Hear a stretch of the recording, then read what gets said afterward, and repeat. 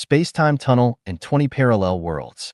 Space-time tunnel and 20 parallel worlds, in reality, they are collective worlds as they are not entirely parallel, but intersect and are independent of each other. Xiefeng, May 24, 2006. The dense network of time throughout the universe, composed of positive and negative time, is called a time tunnel. The channels that connect the 36 spaces from 1 to 36 dimensions are called space tunnels. Time tunnels always run vertically, and space tunnels always run horizontally. To travel to the past or the future, one must use the time tunnel. To access the 36 spaces from 1 to 36 dimensions, one must use the space tunnel. Time and space are interlaced, interlacing 20 quadrants. We already know that time has positive and negative, and space also has positive and negative. From the perspective of positive time and positive space, there is only one quadrant, that is, the first quadrant in the plane coordinate system. When we consider negative time and negative space, there are 4 quadrants. These 4 quadrants are composed of real numbers, that is, xy, xy, xy, xy.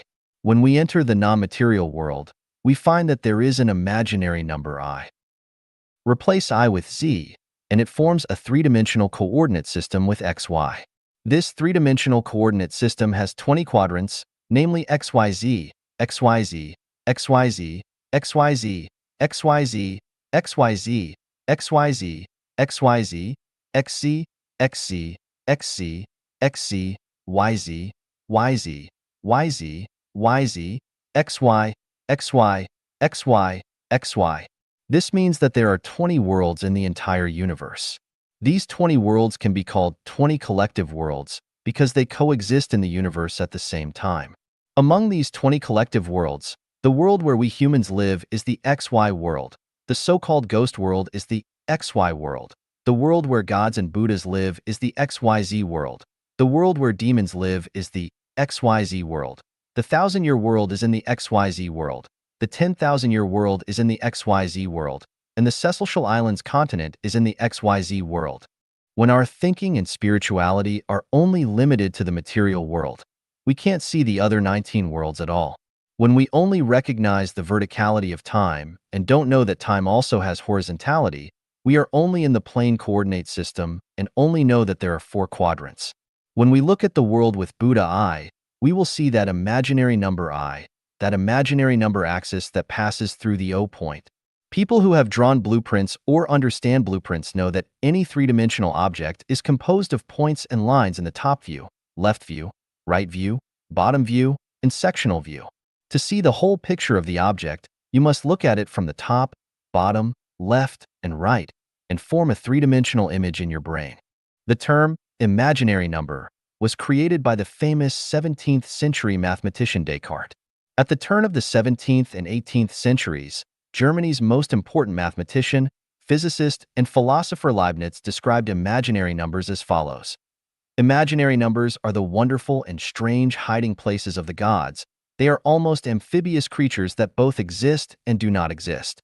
When we look at the plane coordinate system, we can't see that imaginary number axis at all. Where is the imaginary number axis? The imaginary number axis is between our eyes and the O point of the coordinate system. Why can't we see it? It's like the point projected by a chopstick standing vertically under the light, or to explain it this way, when a chopstick is perpendicular to the line of sight, we only see the point of the chopstick head and can't see the whole picture of the chopstick. We can't see the point of the imaginary number axis either, because it is attached to the other points we see, just like a soul possessing a body. Where is the greatest creator? The greatest creator is in the zero world. Where is the zero world? The zero world is that O point in the coordinate system. Whether it's the x-axis, y-axis, or z-axis, they all pass through that O point. All 20 collective worlds are connected to the O point, so the greatest creator exists in all 20 worlds at the same time. Without the greatest creator, any world will cease to exist. Why should we walk the way of the greatest creator? Because only by going through the greatest creator can we reach any other space.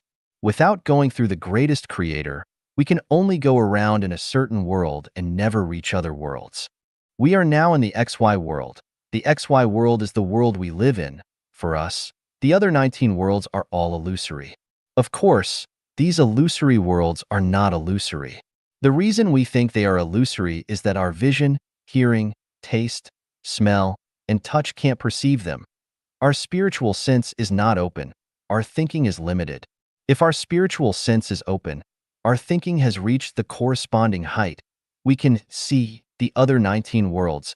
We can know that the illusory is not illusory, emptiness is form. When I say the non-material world, I mean the other 19 worlds outside the XY world. Life Changyuan sets the future of Chanyuan Celestials to the XYZ world of the Celestial Islands continent. Because this is the most wonderful place, I just want to guide everyone to this wonderful place. How to get there? First, we must have a comprehensive understanding and comprehension of Chanyuan Corpus and Xiefeng Corpus, and actively participate in the construction of Life Changyuan. The core content is to fully understand the 8 levels of thinking and the 8 mysteries of life. Every condition is indispensable. To go from XY to XYZ, we must use the time tunnel and the space tunnel, mainly the space tunnel, because we are not going back to the past, we are going to the future. From XY to XYZ, although it is parallel movement, there is a process in between. Although this process is short, there is time after all, so we must also enter the time tunnel. This is a very short time tunnel in horizontal time. We mainly enter the space tunnel and enter the Celestial Islands continent through the space tunnel.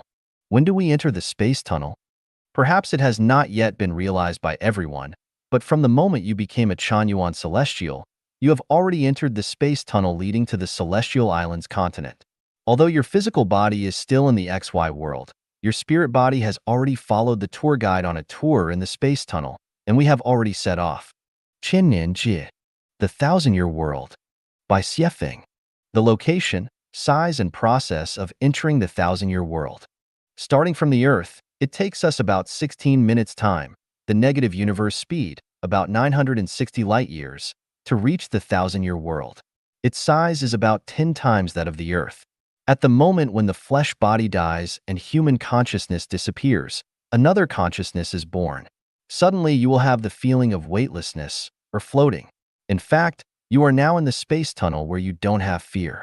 Instead, you have the pleasant, easy, and wonderful feelings.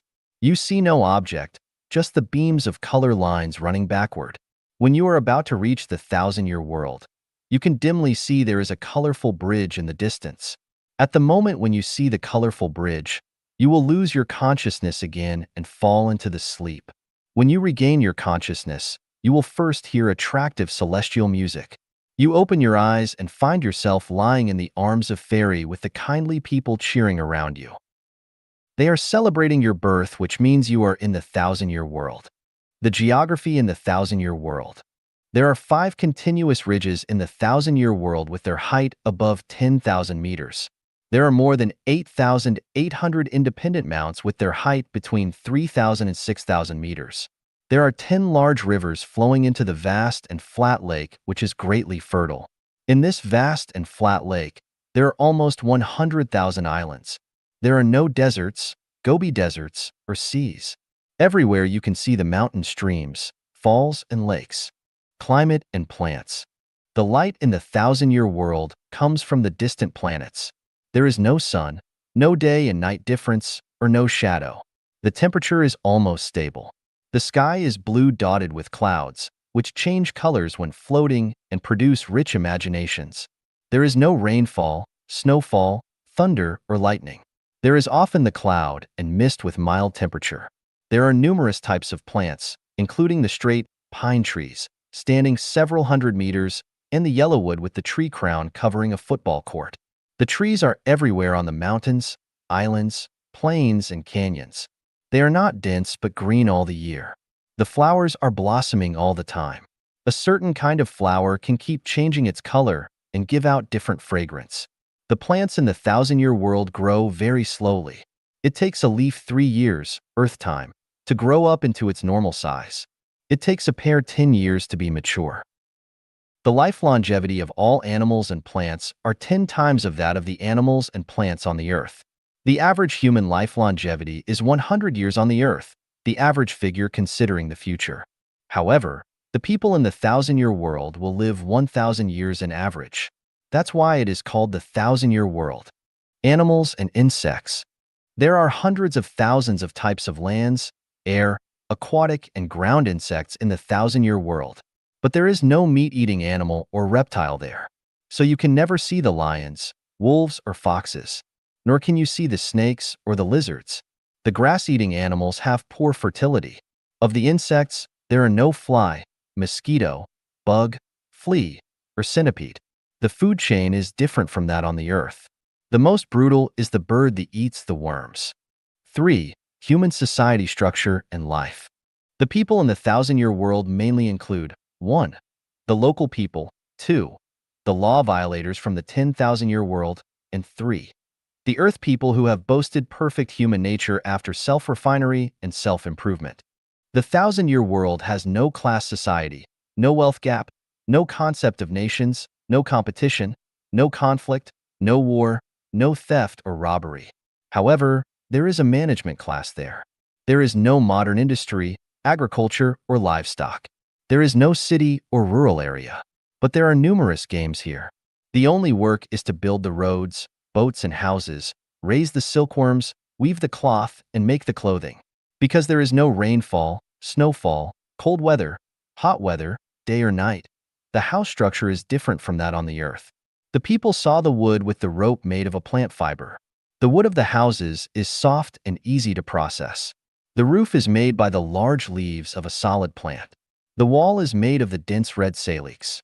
The yard in front of the house is made by the unique flowers, grass, and stones of all forms. The clothing is woven with very thin dyed silk. People wear this kind of light woven clothing, showing the celestial nature. The people living in the thousand-year world don't eat meat. Their main food is the fruit, melon, and half-mature cereal. Their drinks are made of the tea-like leaves soaked in the water together with honey. There are all year-round fruits and melons here. Because the total population is less than 200 million, 90% of the fruits and melons are eaten by the animals, birds, and insects. The people in the thousand-year world do not get married. So there is no clan or family here. They live in a society similar to the maternal society in some nations on the earth. People love each other quite randomly. They don't have frequent sex life as the earth people do.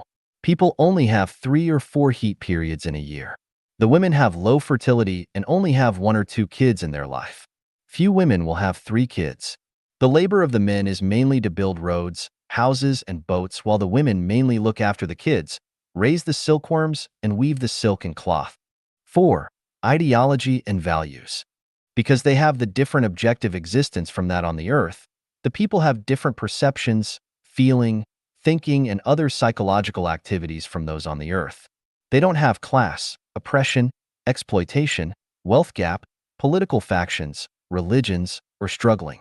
The mentality of the people is in constant peace. There is no such thing as the morals on the earth, no sense of factional conflicts or getting the upper hand. Everything is natural and instinctive. There is no jealousy. There is no need to run a plant, shop, restaurant, or hotel. The greatest fun of the people is to attend the collective work followed by games and tourism. The supreme law is to avoid private ownership or waste. For instance, if you love a woman and want to take her, hinder her freedom, and prevent her from having affairs with other men, you are violating the law. If you eat half of a pear and throw away the left half, you are wasting and violating the law. The biggest punishment for the violation is to prevent you from the collective work. The final retribution is that you will be downgraded to the mortal world after you live and die 1,000 years later. You will begin your sufferings in the new cycle of life as an earth person. 5 others. There is no congenital disease, infectious disease, or the disease caused by the food or labor. There is no psycho disease caused by the tight human relationship or supply shortage. The people only die from the old age, not for any other reasons. There is no air crash, no traffic accident, no snake biting, shark attacking, no fighting, and no falling down the cliff. They reach their adolescent period when they are 100 years old. The youth lasts from 100 and ends at over 700. The self-refinery period lasts between 700 years till death. It is also the period when they begin to participate in the management of the thousand-year world. People in the thousand-year world know about the earth and its people. 6. Conclusion. The thousand-year world is one with truth, goodness, and beauty.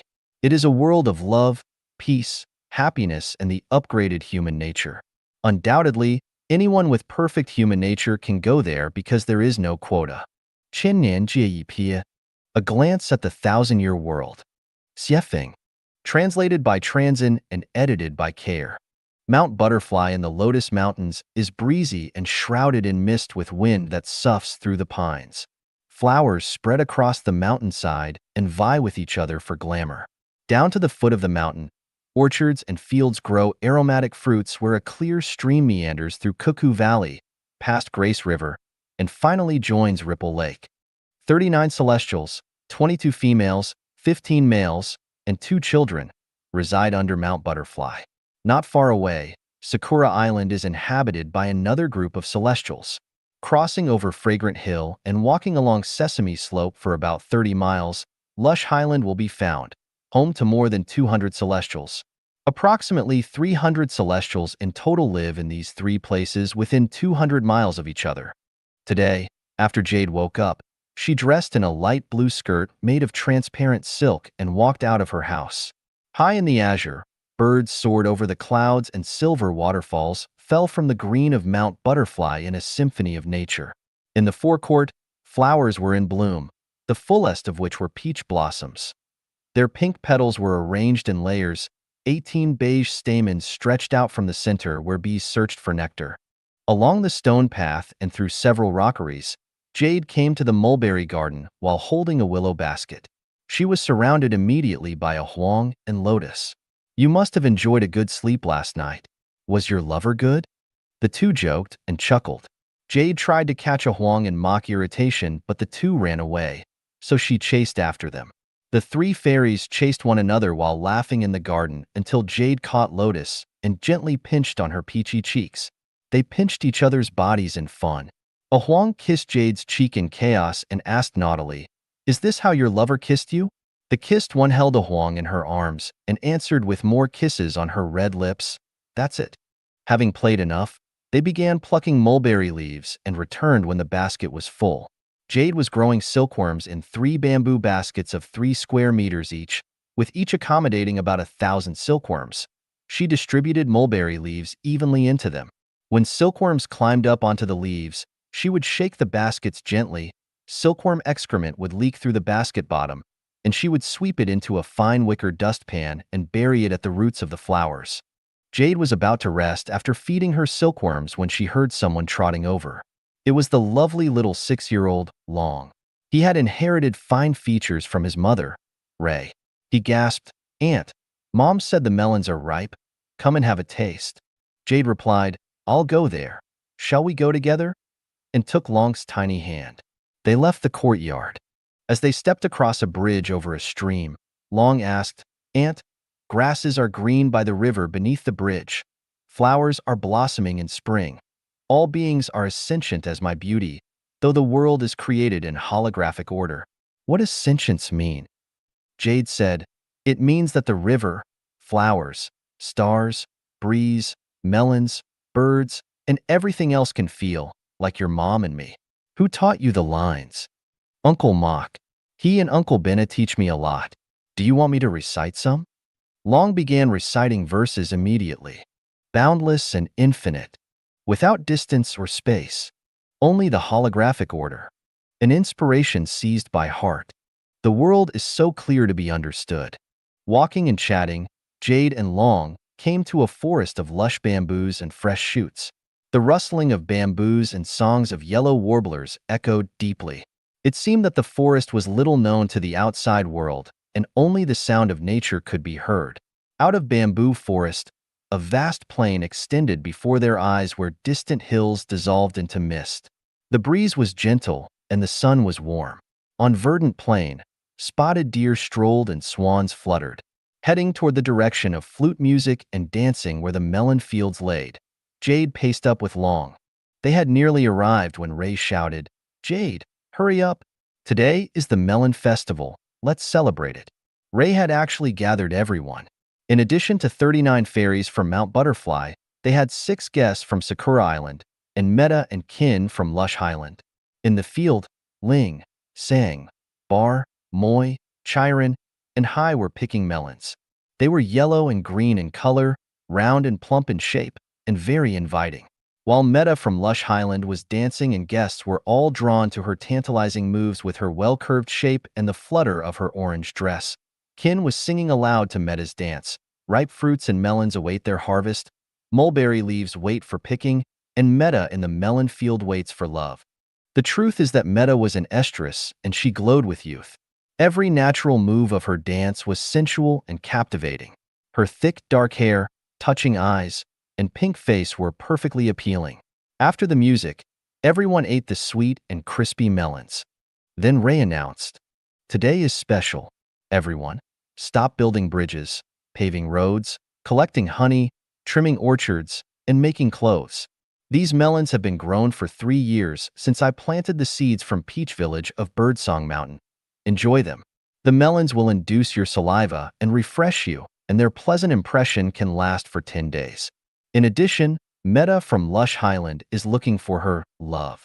Gentlemen, show your best." Ray's words drew great applause. Girls circled and started the mulberry leaf-picking dance while boys performed the bridge dance from within their circle. Kin was at the center of the circle, and he lifted Meta up to sit on his shoulders. The beautiful seeker of love allowed her soft dress to cover Kin's head, and Kin spun around, holding her calves so that she could choose a lover from the crowd. Boys came to court Meta assiduously and implied their strength and tricks by dancing. Standing by the scene, 3 celestials accompanied the dancers with flutes: Pine, River, and Cloud. They were about 800 years old, and the dancing continued until their music ceased. The next game was composing verses. Whoever's verses expressed Meta's feelings best would be the one that she would have. Meta started the game with her verses. Waves run high in the vast lake. Twin peaks rise above the earth. Seeds sprout in a dense forest. But a duet still lacks the other instrument.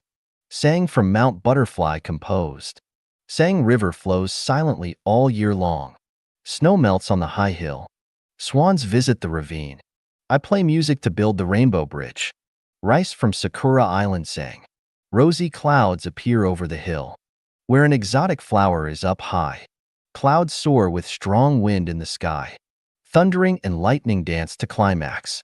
Becky from Mount Butterfly said, "A 1,000-year golden fir is in bud. A fountain in peace is to flow. The surge will reach the depth of the sea. The temple of gods is splendid as a flower." Chiswa from Mount Butterfly stepped forward. He bowed and sang, "I row with a paddle across Double Peak Valley. Get wet passing the jungles. Rising hills and streams appear. I find my way back and forth and reach heaven."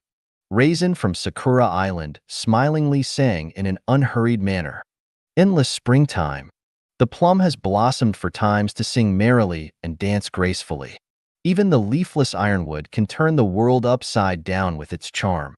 All the guests from Mount Butterfly and Sakura Island, excepting Pine and River, finished their turns. Meta had been limp and soft as a noodle. No one knew who she chose. Ray came to the scene. Ray was more than 600 years old. She was considerate, sophisticated, and respected. She smiled and said, "Jade, take Meta to your room to rest. Everyone else, come to Entertainment Garden. Pine will lecture. Then we will guess riddles, play hide and seek, and tell stories." Everyone headed toward Entertainment Garden delightedly. Ray spoke privately with Sang, Becky, Chiron, Chiswa, and Bong respectively, and then left along with other celestials. "Here come 2 flowers. Let's go to the first one." Entertainment Garden. Entertainment Garden had been built up for more than 30,000 years. It has a square in the center, surrounded by 300 stone benches arranged in circles and covered with soft mats. Tree bonsai, rock bonsai, and flower bonsai are placed between them. Around the square is the clear, blue ring lake. Within the lake, grotesque coral reef-like rockeries are embedded with emeralds and mosses. There are also reeds, evergreens, calla lilies, egg bamboo leaves, wandering Jews, aloe, sea onions, hibiscus palms, lotuses, gem flowers, bamboo begonias, scarlet kaffir lilies, variable leafwood, chamomile, fairy pins, and other plants and flowers. All kinds of small fish shuttle in the lake and above them. Mandarin ducks, red-crowned cranes, spotted ducks, gulls, kingfishers, egrets, herons, white-tailed sea carvings, and larks swim or fly. On the periphery of Ring Lake is a flag path beside a garden where thyme, globe amaranths, eulon, bauhinias, forsythias, rhododendrons, pomegranates, banana scrubs, gardenias, jasmines, hibiscus mutabilis, camellia, cymbidium, hyacinth, tulips, violets, vinca, peonia, tuberose, marigold, peonies, and roses are blooming. Outside the garden, hundreds of rockeries with exquisite layouts, upon which creepers, ivy, and night willow herbs are coiled. It's a fun place to play hide and seek. Pine sat upright in the center of the square. His hair was white, but he was in good health with sharp ears and eyes. Male and female celestials sat on stone benches, casually listening to Pine talk about Tao. The universe is boundless while life is evergreen. Modesty and gratitude will perpetuate the water source of life. Follow your heart and gain a tacit understanding. Experience both the ego-absent realm and the ego-involved realm. One should empty their mind before entering the higher-level space. Act in accordance with your nature. Never admire luxury or possess even a needle. Seize the day and always remain vigilant. Mortals suffer a lot because of their possessions. We celestials must never act like them. The 10,000-year world is close at hand. Concentrate on self-cultivation. Never ruin your future. After listening to Pine's preaching for some time, attentively, male and female celestials felt refreshed, energized, pure, and enlightened. The next game was guessing riddles. High stood up first and proposed a riddle. Both ends are curved like carrying poles. It is not used for carrying water or rice. It is like a flat ground from east to west. It is always covered with emerald green moss. Bevran from Sakura Island immediately stood up and said, "It is a bridge." Hori, a female celestial, stood up and proposed a riddle. "It is black and dark, and even 18 cattle can't pull it." Silence, a male one, shouted, "It's a cave." Yovan, who looked girlish, stood up smartly, cleared his throat, and proposed a riddle. "There is a unique cave on the hillside. It is usually closed and has a seam. If it is stirred by a peak, the brushes on both sides will drip with water." Hearing the riddle, everyone was stunned at first, but then roared with a laughter that echoed to the clouds. The riddle game lasted for a while longer. After that, they told stories and played hide and seek.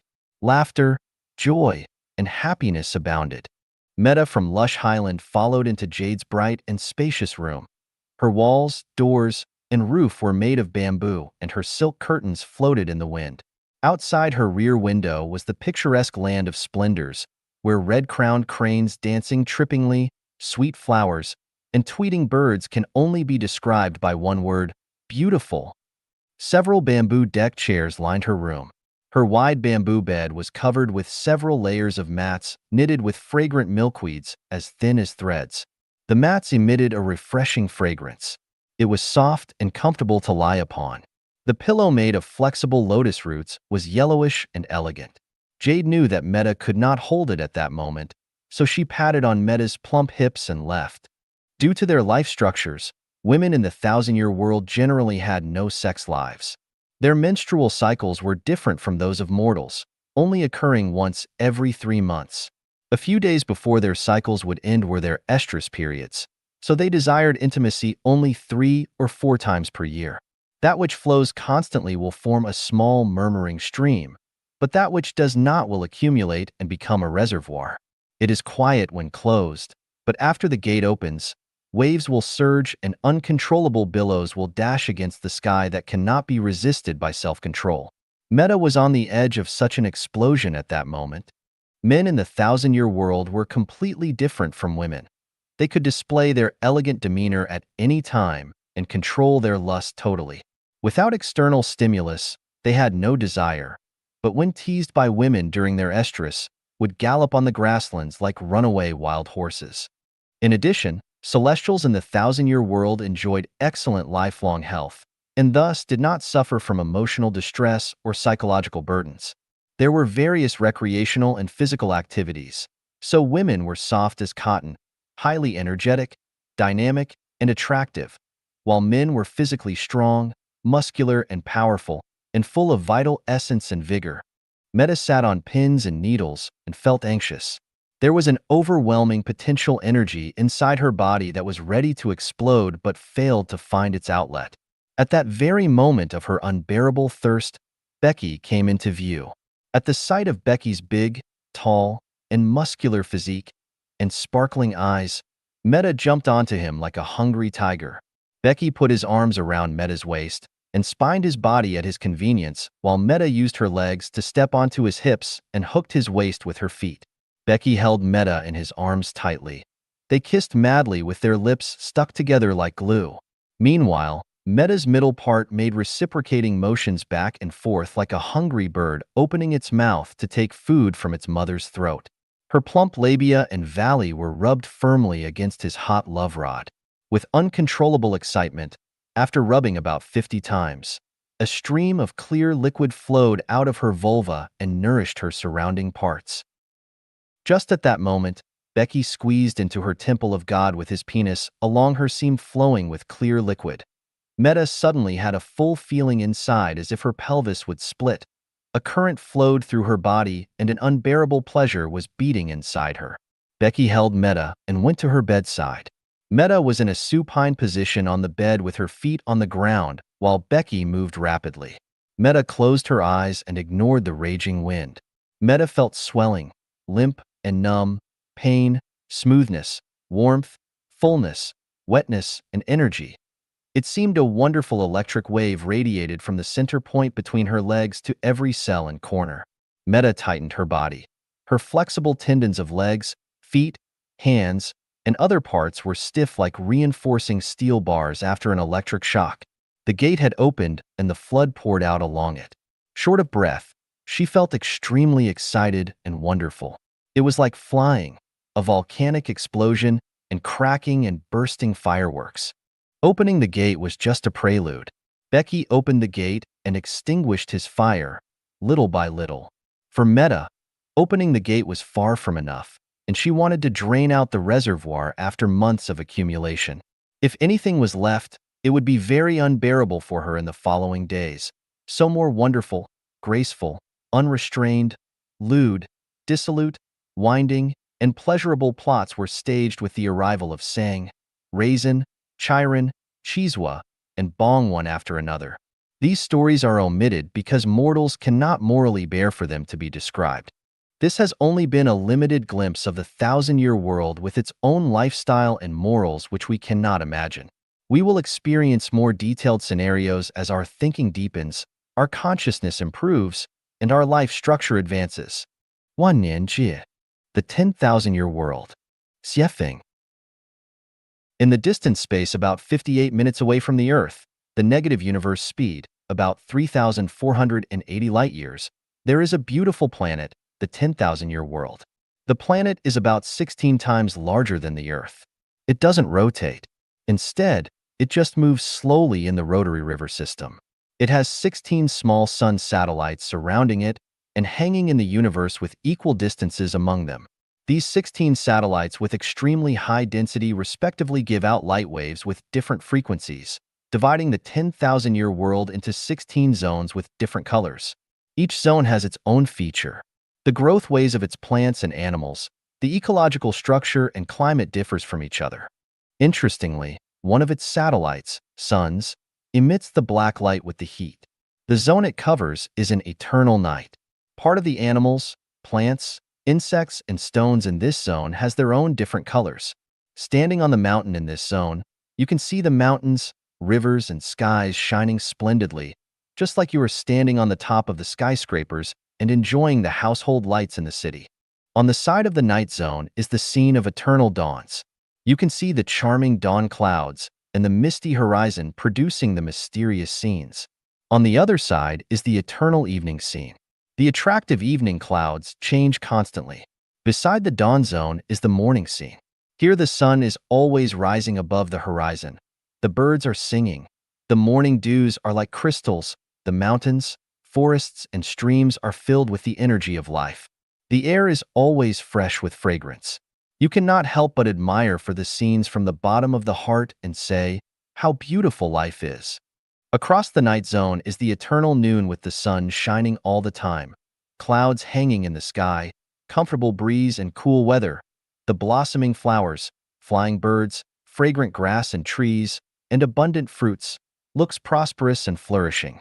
In the 10,000-year world, there are numerous rivers and 16 seas having the same size with the Pacific.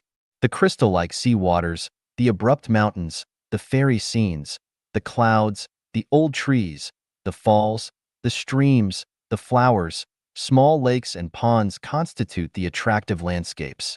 In the lakes, ponds, and streams, you can see the swimming ducks and mandarin ducks, the playing partridges, the dancing cranes and lotus, the swinging watergrass, the jumping frogs, the swirling dragonflies, and the swarming fish, enjoying their life in the nature. There is rainfall in all the territory of the 10,000-year world. However, there is no hail or snow. Sometimes there is thunder, lightning, and wind. The people actually should be called as celestial beings. Living here live a completely different life from the earth people. They are all naked and capable of flying on the clouds. They have no sex life and no concept of marriage. The female celestial beings don't give birth, have no family or clan. The people living in the 1,000-year world build roads, boats, weave cloth and silk. However, the people in the 10,000-year world do not engage in labor. They don't live in the houses. Instead, they live in the hermits' abodes of all kinds. Their main food is the melons and fruit such as pear. In the journey to the east, the monk Tang and his apprentices passed by the Wuzhuang temple of the genuine celestial being at the Mount Wanshou. The fruit they ate there is called the ginseng fruit. The people living in the 10,000-year world drink the stream water. They don't have private property. Apart from the meditation and silent practice, they would go out touring for the attractive scenes. There is no management here. Everything is peaceful, quiet, and elegant.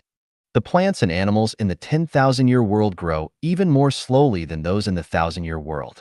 They blossom every 3,000 years and bear fruit in another 3,000 years. The average life longevity of the celestial beings is 35,000 years. The beards of some elderly celestial beings even touch the ground. The young celestial beings have the delicate skin like lotus. They die in a sitting posture, just as the Buddhists do. After death, their bodies will become a column of light smoke floating away. The living celestial beings will not grieve over the death. The dead celestial beings would go to one of the four worlds. Those who have never had the worldly thought will enter the Elysium world. Those who have had the worldly thought, after they die, will have the column of smoke gathering and taking form again, starting another cycle of life in the 10,000-year world. Those who have often had the worldly thought will be degraded into the 1,000-year world. Those who have had the worldly thousand and put it into the practice will be degraded to the mortal world. The worldly thought refers to the desire for the power, wealth, family life, sexual intercourse, private property in the mortal world. It also refers to the grief, hatred, and jealousy. The celestial beings in the 10,000-year world look like the descendants of the hybrids between the Eastern and Western people. They are extremely beautiful and handsome. There are no handicapped or ugly people here. Their average height seems to be 180 centimeters. Just like the mortal world, the lady celestial beings are smaller than the male celestial beings. The 10,000-year world can hold more than 10 billion celestial beings. But at present the population there is only a little bit more than 100 million. It is just like the Earth with only 6 million people. So if you can make diligent self-improvement as the Taoists do, you all have a bright future. Those who love their families, the opposite sex, motherland, work, wealth, and position, and those who like watching TV, listening to the radio, surfing the internet, driving the limousines, reading, living in the luxury villas, fighting against the people, heaven or earth are not able to enter the 10,000-year world because there is no such thing there. The process of entering the 10,000-year world is, after the flesh bodies die, the spiritual body, actually your body is complete with all organs and tissues, enters the space tunnel. You feel weightless. Flying on the clouds, you have great pleasure and joy. In less than an hour, the negative universe speed, you will see a colorful life bridge. After getting on the bridge, you will change into a column of smoke and lose your consciousness for the moment. When you come to yourself again, you will resume your body form. Now you have entered the 10,000-year world. The people in the 10,000-year world can clearly remember their former cycle of life, knowing about the 1,000-year world and the mortal world. Some inspirations for those who intend to do self-improvement in the 10,000-year world. For the endless years, we must refine ourselves and never seek fame or wealth. Do good deeds every day, you can live longer. Engage in meditation, you will get protection from the celestial beings. The empty space is not empty. The true color is colorless. The intangible is tangible. The yin and yang, and the positive and negative exists in the unity of the opposites.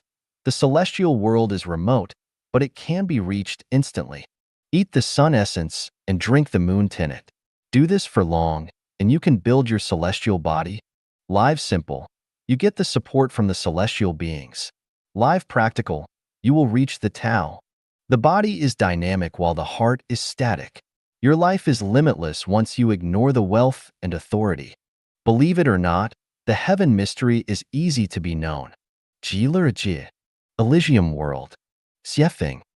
The 1,000-year world and the 10,000-year world is part of the positive universe. From the perspective of the materials, they are the objective existence. They can be seen and touched. All the objects in them have life longevity. The Elysium world is part of the negative world, and everything there is fantasy. In the Elysium world, time almost disappears. All the objects exist by nature instead of by the form. Sometimes they, based on their needs, can change into a certain form temporarily. But when they exist by nature, they are eternal. The Elysium world is the Western Elysium world in Buddhism.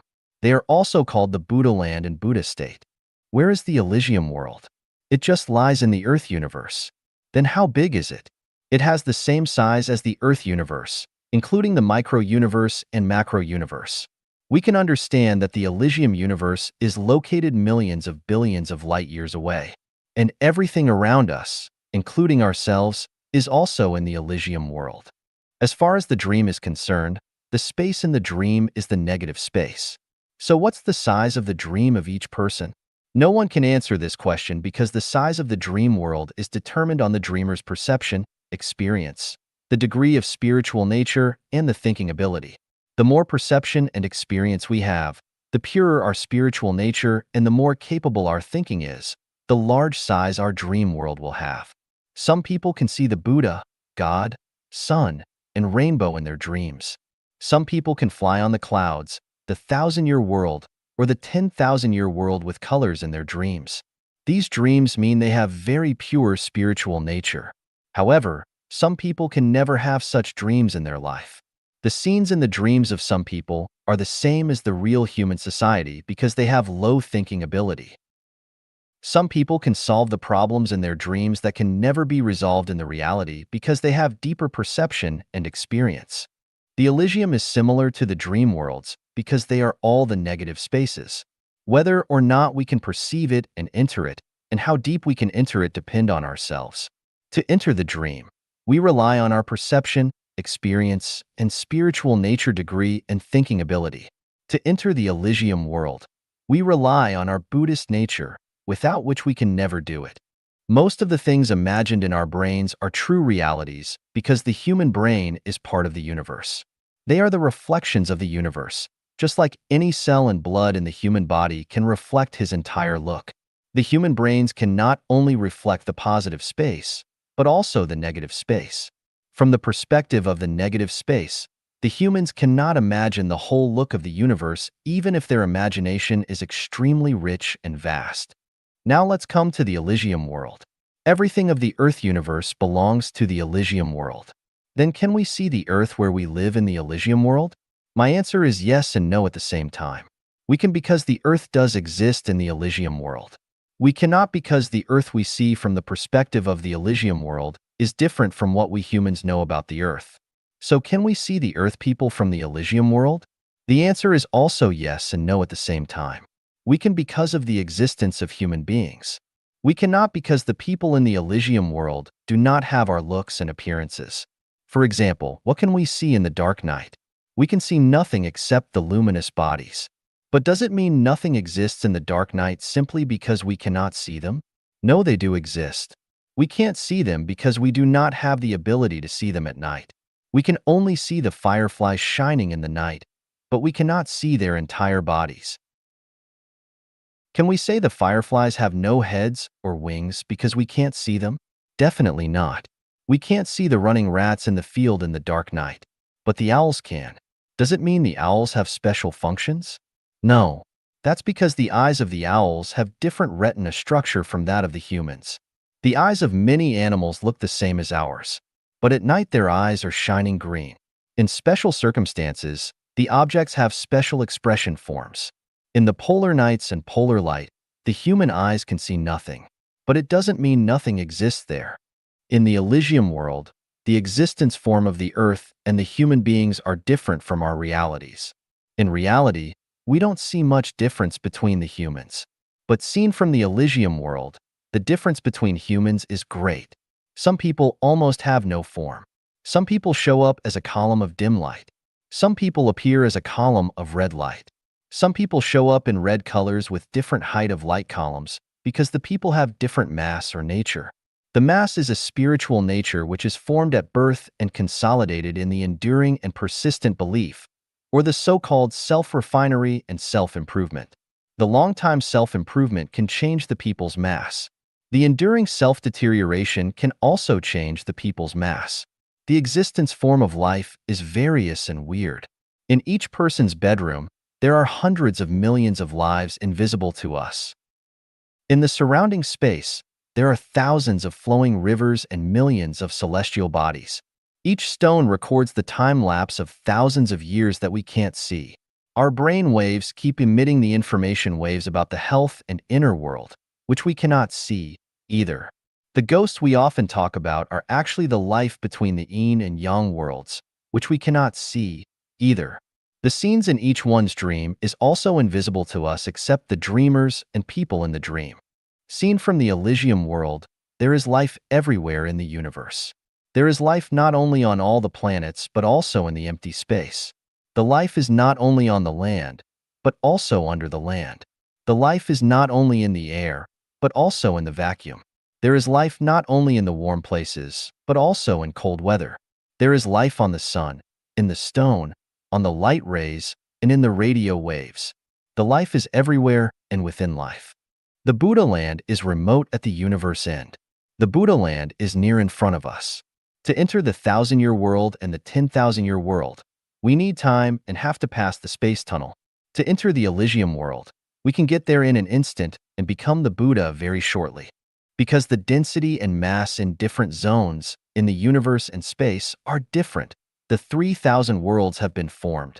These 3,000 worlds, based on their distance and mutual dependence, are divided into 10 continents, namely Lotus Continent, Borneo Continent, Kasaipa Continent, Ingwu Continent, Amida Buddha Continent, Celestial Islands Continent, the continent for 3 realms lives to pass through, Moon Temple Continent, God's Continent, and Supreme Authentic Wisdom Continent. It is impossible to describe in detail the 3,000 worlds and 10 continents. Till now, human beings have been living for thousands of years. Today the science has development nanometer and cloning technologies, but it still can't describe the life body of humans, let alone the vast Elysium world. What I can show you is just an outline. The universe, the Earth universe, where we live is just a particulate in the large universe. To pass the space tunnel, we have to walk through the particulate. It will take us 1,860 years, about 5.85 billion and 57 million light years. The particulate is an organic integrity revolving around the heaven world. We call this revolving body as the Law Rotary System, which has over 3,000 rotary river world, the large worlds. Each rotary river world has almost 3,000 milkway systems, the middle worlds. In each milkway system, there are almost 3,000 solar systems, small worlds. Please note that the so-called system is a relatively independent celestial clan.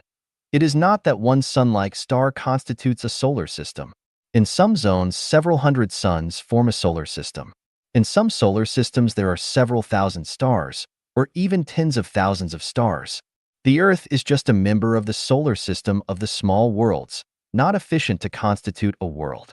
From the angle of the Buddha land, we divide the 3,000 large worlds into 10 continents, namely, the 10 Buddha states. Such division is not even division of the Earth universe, or based on the number of planets and galaxies. Instead, they are divided according to the features and mass of life, or the level of Buddhism. The Buddha, in common sense, is just a general concept. As a matter of fact, the Buddha has 10 levels of powers. Each level constitutes a continent. There are strict regulations in the 10 continents prohibiting the Buddha from going from one continent to another, just like the Monkey King draws a circle for Monk Tang with his Monkey King bar. But we don't have the power to enter that circle. Before coming to the mortal world, Sakyamuni used to live in the Lotus continent. Later, he passed the continent for 3 realms lives to pass through to enter the mortal world. After fulfilling his mission in the mortal world, he was then upgraded to the God's continent. The senior monks in the Buddhism, after dying, will go to the Lotus continent. Hereby, I will explain the 10 continents from the high level to the low level. The lowest level is the Lotus continent, and the highest level is the Supreme Authentic Wisdom continent. Lotus continent. In the eyes of the mortal people, the Lotus continent is an empty world in which there is nothing. In the eyes of the people living in the 1,000-year world, the Lotus continent is a vast sea. In the eyes of the celestial beings living in the 10,000-year world, the Lotus world is a vast world of lotus blossoming on the sea. In the eyes of Buddha, numerous Buddha are sitting on the lotus blossoming. The head of each Buddha is surrounded by a light circle of about 1 meter in diameter, which is called the Buddha light. So the Lotus continent is a world emitting the green Buddha light. Borneo continent. At first view, the Borneo continent is a world of emptiness.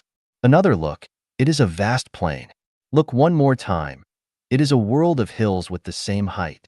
On the fourth look, these hills keep changing the forms. They are like the 6-month-old babies playing the small, colorful balls, the coiling dragons, the crouching tigers, the young pine trees swinging in the breeze, or the eagles about to fly into the sky. On the fifth observation, we can see the Buddha sitting in meditation, eyes closed, emitting the blue light from their heads. It is a world of the blue Buddha light. Kasyapa continent. It is the hometown to the Kasyapa Buddha with stretching mountains and ridges. Each cluster of mountain circles to form an elegant residence. The pavilions and buildings hide in the trees and orchards. The herbs of birds fly in the sky. The rabbits and roe deer run on the fields and in the mountains. The streams flow on the plains with delicate bridges on them. The children play in the yards. The women pick up grapes and pears under the grape trellis or in the orchards. Some of the men eat watermelon in the field. Some play chess in the pavilions or buildings surrounded by bamboos. Some drink wine or tea. Some read poems or play musical instruments, etc. It seems that it is someplace in the mortal world. Actually, all these scenes come from illusion.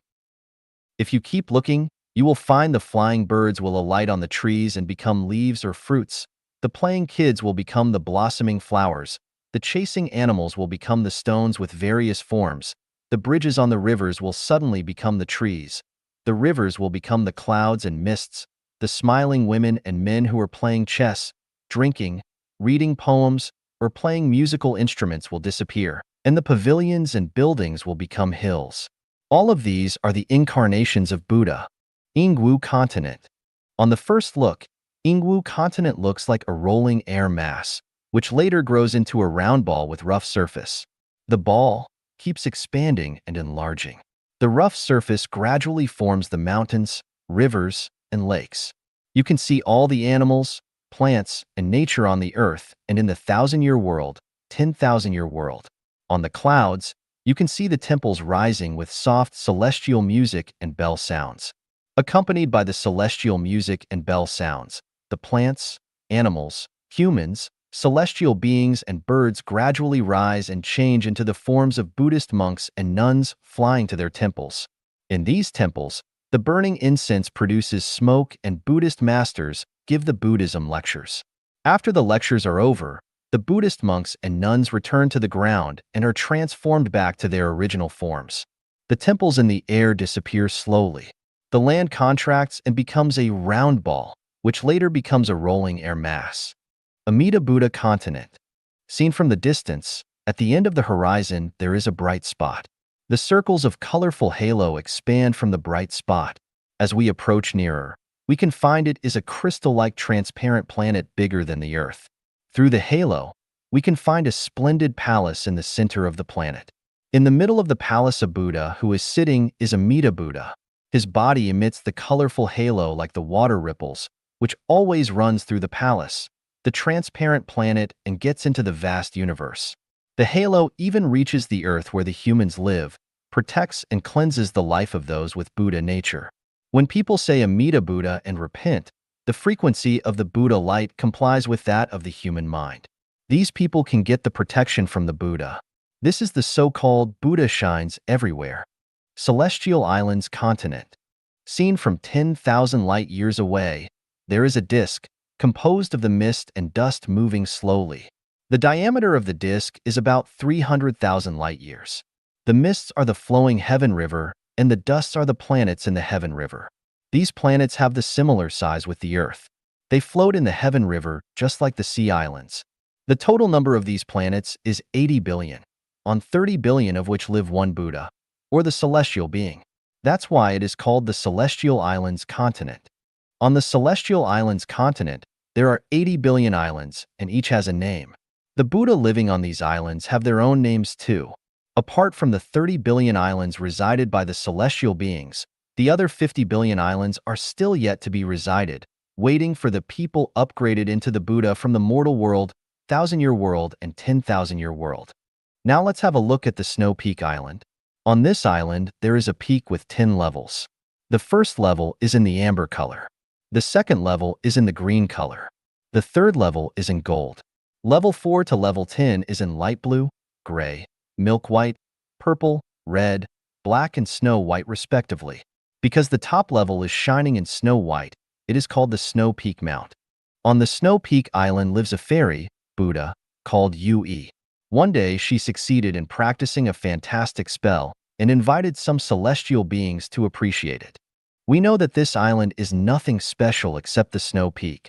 On the vast, empty and dry land, there is no animal, plant, or human. It is a lonely island producing nothing but loneliness. Then this day, a common stone at the foot of the Snow Peak moved a little bit and changed into an extremely charming lady, who was Yue's celestial being, the owner of the Snow Peak Island. She stood up straight and then sat down with her legs crossed. The illuminating fireballs flew from her head and into the sky. We followed one of these fireballs and saw it flying across the vast heaven river and sea and reaching the Coral Castle Island. It got into the brain of a dolphin which was resting on the beach. The dolphin swung a little bit and changed into a handsome young man, who was called Dolphin Celestial Body, the owner of the Coral Castle Island. He touched her head, smiled, and waved to the sea. Then the waves became violent, and a flying horse with wings flew from the waves. Dolphin Celestial Being got on the horse and flew towards the Snow Peak Island. On his way, he met the Green Island Flute Buddha riding on a black cow, the Flower Fairy sitting on a lotus from the Flowers Island, the Crane Celestial Being riding on a crane from the Thousand Birds Island, the White Man Buddha riding on a 9-head beast from the 10,000 Beasts Island, and the Gold Wheel Celestial Being riding on the Fire Wind Wheel from the Fire and Wind Island, who were also on their journey to the Snow Peak Island. When they were about to reach the island, they saw thousands of celestial beings in the sky. Some of them were riding the fish, some on the peacock, some on a pinholder, some on a blanket, some on a dog sledge, some on a big leaf, some on the arch bridge made of hundreds of birds, some on the clouds, some on tornado, and some on comet with tails.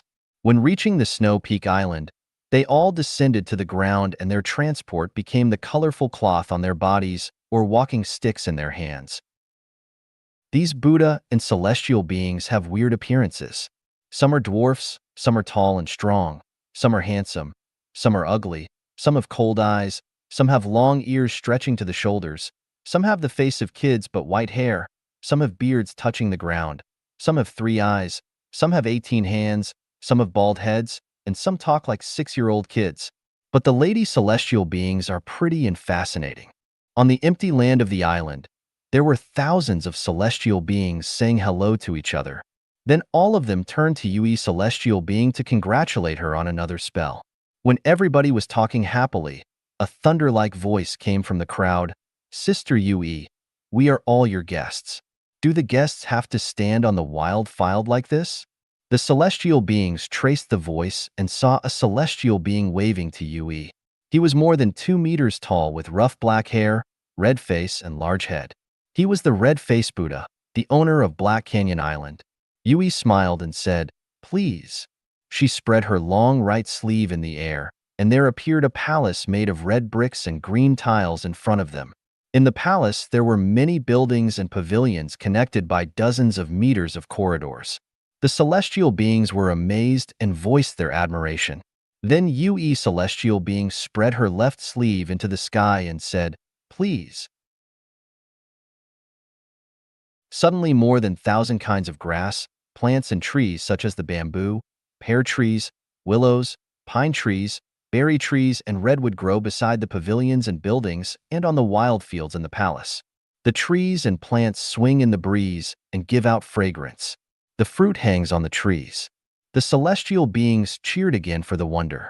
Then a skinny celestial being with only one eye on the forehead said, "Sister Yui, what do you plan to place in the open space?" Yui giggled and gave a wave into the air with her 2 hands. There appeared a pond in the space. In the middle of the pond there was an artificial hill with water rushing out of the top. The fragrant lotus, swimming swans and mandarin ducks, the jumping goldfish and frogs made scene attractive. Another round of cheers came. Then a barefoot Buddha with big belly and mouth said loudly, "Sister Yui, your spells are excellent. But would you like to serve us something to eat, because we have traveled far to your island?" When saying this, he touched his big belly protruding out of his clothes. The other celestial beings also agreed with him and looked at Yui celestial being. Yui gave another smile and jumped on the cloud 10 meters above the ground. She extended her right hand with 5 fingers stretched and pointed to the peach tree beside her. The peaches in the tree were all absorbed into her hands. She closed her hands, threw out the peaches suddenly and said, "Please have a look." The peaches rolled into the crowd and grew larger, turning the delicate and old-fashioned square table and backrest chairs. The celestial beings took their seats happily. Then Yui said loudly, "Attention, please." She blew a mouth of celestial mist covering a pear tree. Moments later, the mist disappeared and the pears began to drop onto the ground, turning into the pretty fairies in colorful silk cloth. Holding fruit plates with strange fruit in their hands, the fairies came to the tables and settled the fruit plates, saying to the celestial beings gently, "Please." Then they turned and stood behind the celestial beings. Before the celestial beings ate the fruit, Yui said loudly for another time, "Please look." She bowed to the pond and clapped her hands. The frogs in the ponds jumped out and turned into the handsome young men in black, holding the long mouth kettle made of the glazed pagoda and amber luminous cups. These young men walked to the tables and poured the wine in the kettle into the luminous cups. The wine shines in the cups with fragrance. The celestial beings admired. "This is the most fragrant wine I have ever smelled, excellent," or "My heart is drunk." Yui, holding one cup in her hand, said, "It is my great honor to have your presence on my island. The wine is specially prepared for my distinguished guests. Cheers." The celestial beings were about to drink when they saw the spiritual light ripples in the cup. At the bottom of the cups something special appeared. Some cups had the swimming goldfish. Some had the little dragon flying. Some had small tortoise moving. Some had seahorse running. Some had starless fish moving. Some had pearl shining. Almost all the sea fish and animals could be seen in the cups. The celestial beings understood that these are the miraculous drug given by Yui. The celestial beings laughed or said thanks to Yui. They raised their cups and drank the wine. The waiters filled their cups again, and the celestial beings drank for another round of cheers. When they were enjoying themselves, a celestial being said loudly, "Yui, we know your spells have almost reached the peak, but can you show something more to us?" The celestial beings followed the voice and saw 8 elderly celestial beings sitting under the grape trees.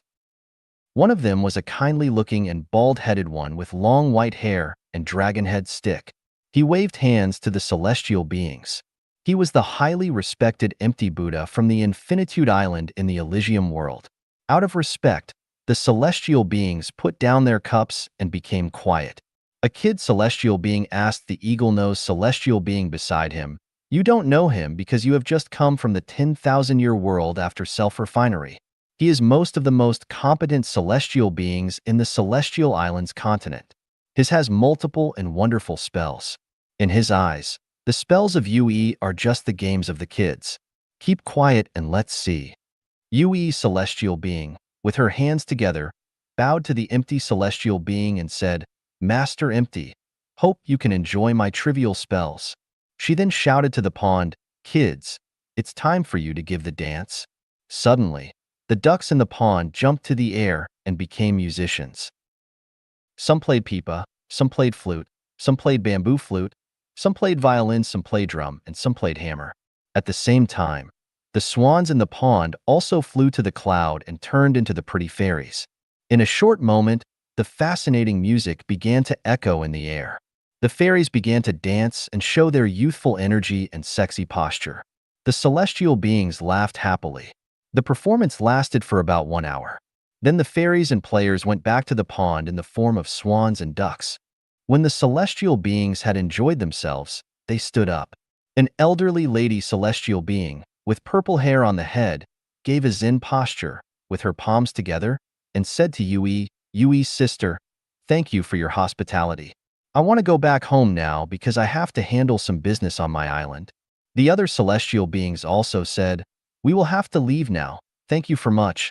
Next time I will host you on my Sufficient Treasures Island. See you, or see you next time." Then they all rode on their animal vehicles and flew in the sky. Celestial being Yue bade farewell respectfully with her hands joined, looking up in the sky and said, "Thank you for your presence on the Snow Peak Island." When all the celestial beings were not seen in the sky, she waved her right hands and left hands, gave a Zen posture with her palms staying together, and gave out a mouthful of white mist. Suddenly all the buildings, pavilions, trees, flowers, grass, mandarin ducks, and ducks all disappeared. The land returned to the wilderness. She was then transformed into a golden ray, which merged in the snow peak immediately. The continent for 3 realms lives to pass through. The continent for 3 realms lives to pass through is a mysterious one. From the perspective of the material world, it cannot be found at all in the universe. The continent is just like a miniature of the Earth universe. That is to say, the Earth universe is the multiplied version of the continent for 3 realms lives to pass through. However, it is not the plain multiplication because the God of the heaven world going to the continents for inspection, the Buddha or God from the celestial world going to the mortal world for survey or another cycle of life, or the people of the mortal world heading towards the celestial world due to their successful self-refinery, have to pass the continent for 3 realms lives to pass through. Only after entering the space tunnel can we see the outline of the continent for 3 realms lives to pass through. But it doesn't mean that each person, Buddha, or God who has entered the space tunnel can see its overall outline. In most of the cases, they just pass by the continent. For example, the people of the mortal world who have had the perfect human nature enter the space tunnel after their death. At the end of the space tunnel, they will see a colorful life bridge, the passage to the continent for 3 realms lives to pass through. After they pass the colorful life bridge, the administration of the continent will, in accordance with their spiritual nature, send them to the 1,000-year world just like sending a fax. The people cannot stay in the continent for 3 realms lives to pass through. If the heaven world decides to send a celestial being to the mortal world to accomplish a mission, they will first summon him or her to the continent for 3 realms lives to pass through before faxing the celestial being to the mortal world. The continent for 3 realms lives to pass through is like this in my eyes. After passing the colorful life bridge, we can see a rainbow heaven gate. Looking into the gate, there seems to be a colorful tunnel. After walking into the gate, we can find there are 36 doors along the tunnel standing opposite to each other. At the end of the tunnel is a brilliant radiance. Looking into the first door, I saw the burning fires with the extreme heat. Many people were in the fires crying and moaning, suffering from the scorched skin and flesh, which was really brutal. The angel said to me, "This is the inflaming layer. They are suffering because it's their retribution. All people who had been killing or torturing others have to endure the sufferings here." Seeing into the second door, I found the ice blocks and cold winds inside. Many people were frozen in the ice layers, unable to move or cry. The chilly cold air penetrated their skins and bones, causing severe pain in the body. The angel told me timely, "This is the frozen layer. One good turn deserves answer. They had done many bad things in the mortal world, and they deserve it. You don't have to show mercy to them." I looked into the third door and was frightened. It was really a horrible world. I saw a man trying all the means to hide himself when numerous monsters, devils, goblins, and ghosts were chasing him. He rushed to a tree and stood against it, trying to hide himself from them. Unexpectedly, the tree stretched out its hairy, bloody, and thin hands in front of his eyes, then towards his neck. He ran away scared and came to a rock, standing against it. Suddenly, he felt someone scratching his back. He looked back and cried, "Oh, my God." A bloody head was on his shoulder with the green eyes looking straight at him. He was so scared that he rushed forward. Nevertheless, the ground where his feet stood cracked and sunk him. He looked down and saw thousands of poisonous snakes and centipedes were gazing him at about a dozen of meters below him. Many snakes began to climb towards him. I got sweated and dared not to see any more. The angel said, "This is the hell world. Those who had domineered and forced people out of their living have to endure the sufferings here after their death. Otherwise, the spirits of the people prosecuted by them would cry in front of the heaven world gate, making a lot of noise and chaos." In the fourth door, I saw many scenes. In one scene there was thunder, lightning, and strong wind. The grass and flowers trembled in the wind, and the trees swung, trying to keep its branches unbroken. In one scene there was scorching sunshine that made the land crack. The trees, grass, and flowers curled in the heat, trying to keep alive. In one scene there was comfortable sunshine and breeze. All things were flourishing.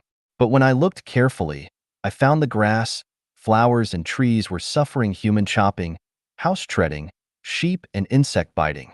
In the last scene there was heavy snow, and the grass and trees were withering. The angel explained, "This is the plant world.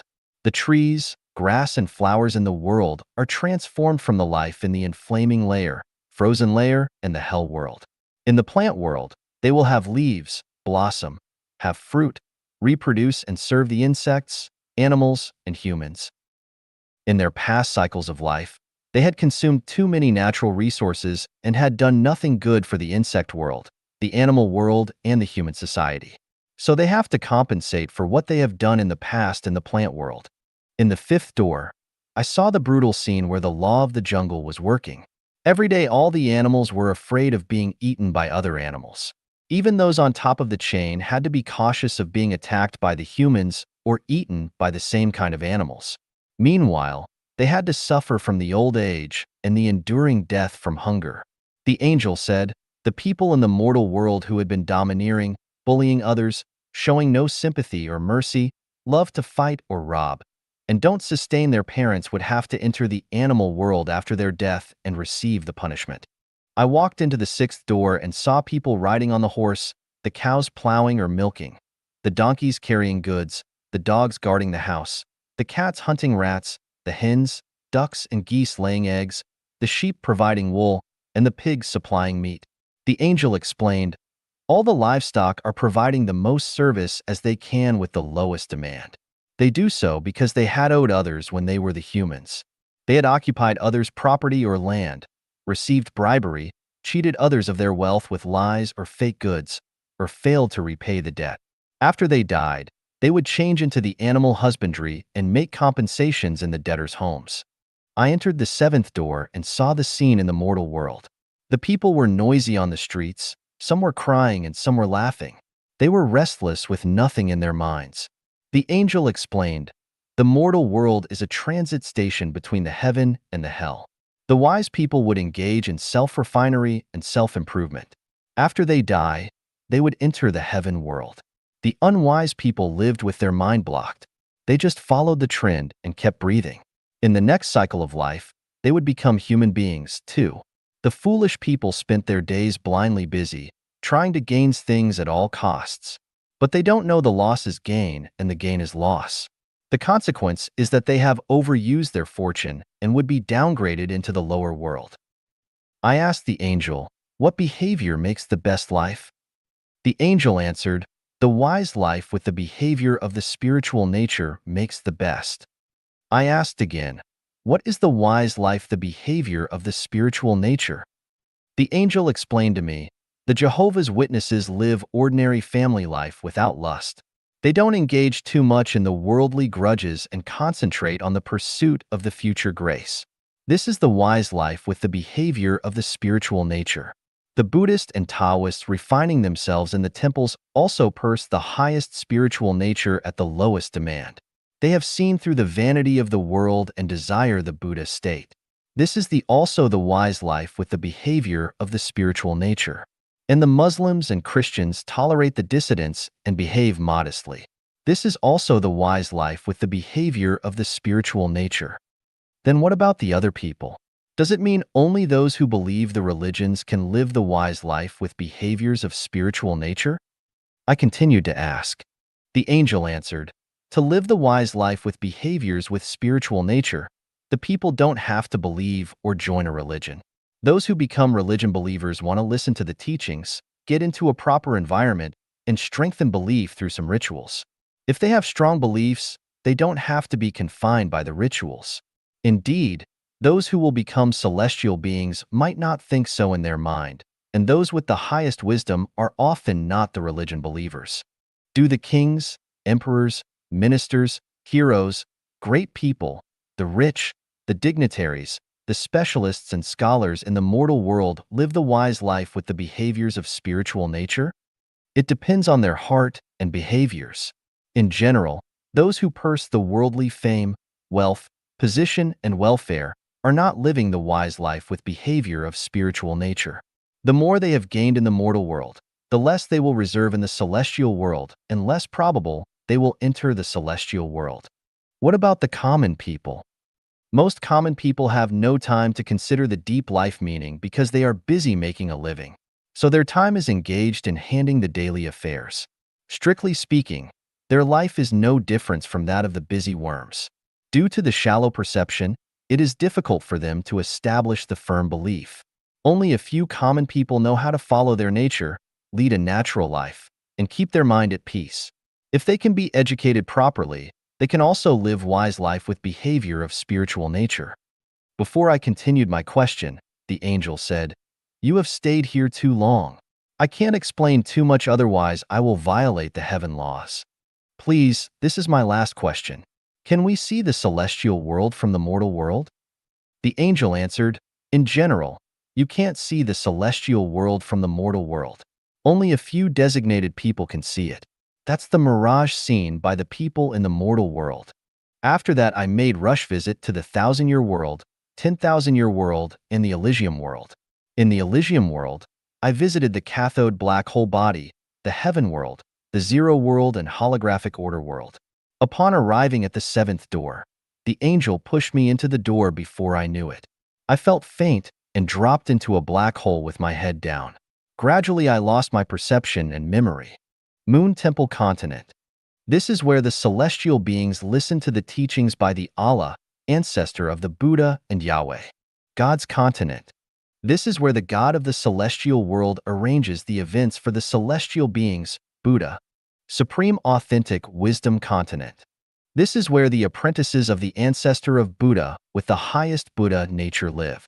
Apart from the above-mentioned 1,000-year world, 10,000-year world, the Elysium world, and Flaming Layer, Frozen Layer, Hell World, Plant World, Animal World, and Livestock World, the other worlds include Holographic Order World. It refers to the protective outer layer of the Earth universe, just like the eggshell. It seems that it is composed of the high-energy cloud cluster. In the Chaos World, once you have understood it, the thinking can enter the state of chaotic thinking, and you can have full perception of complete freedom and the God. At that time, everything you do is right, even if you kill hundreds of people because you have been integrated with Tao. The Zero World.